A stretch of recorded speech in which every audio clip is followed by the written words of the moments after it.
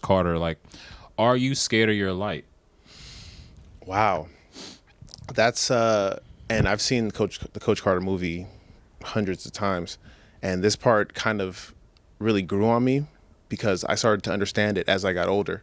You know, being someone who, especially like let's just say in sports and your light can be translated to a lot of different, you know, aspects of life.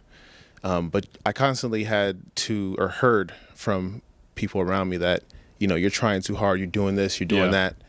And, you know, I shine bright. One of the places I shined bright as a kid was playing sports. Yeah. And, you know, sometimes that was too much for some people. And, you know, I heard a lot. And sometimes it kind of affected me when I would hear, oh, well, you're doing too much. You're playing too hard. And, you know, for me, if it's something that I'm going to spend my time on, I'm going to give it 100%. Yeah. And so I was very afraid. You know, I shied away from my light at that point in my life, but yeah, not anymore. I'd say not anymore. Yeah, and he's telling the truth. This dude has literally, so I play basketball with this guy. This dude has grabbed 22 rebounds. This dude the only one to get 22 rebounds and save your company 20% on raw materials in the same day. Isaiah Cooper is here on the Calvin On podcast. Thank you so much for giving us a little thank you for that insight. And I asked that question because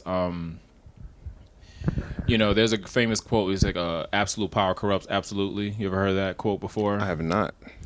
Yeah, so it's a very famous quote, and it's a quote that kind of deters people from positions of power, like becoming mayor. Like, you ever people say, I don't want to become a politician because I don't want to be corrupt. Right. Mm-hmm. And there's actually research that shows that people that are power hungry are the ones that mostly get power, where people like me and you, right? Who don't want it, right? And that's why I asked the question, like, you know what I'm saying, are you scared of your light?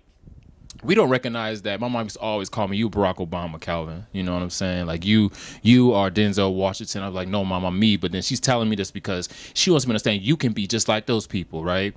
But why do we not, you know what I'm saying, put ourselves in those positions of power like the psychopaths, like the Walter Whites, like the, you know what I'm saying, the Donald Trumps who can literally be gangsters and wanksters all on TV and flaunt with the power, right? When we are just generally out here trying to coach kids and, you know, do God's work. That's an amazing question. And an experience in my life that kind of resonates with that. And, you know, it kind of will lead into, I think, what we'll be talking about is, you know, my dad, who coached me for a lot of my life, he's always told me that you can do anything that you put your mind to. Yeah. And I didn't start realizing that or understanding what that meant until I was maybe about 10 or 11, and I started taking certain things more seriously. And, you know, that kind of was good and bad in some senses. Mm-hmm. Good because, you know, I realized I can do anything I want.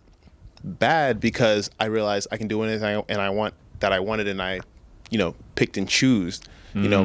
The willpower. Yeah, that willpower. So I picked and choose, you know, okay, well, you know what? I got class today. You know, I'll just kind of pay attention. But, you know, when it comes down to the test, I'll figure it out. I'll put my mind to it then and not really invest like I should have been. And that's something that, you know, I wish I would have figured out sooner.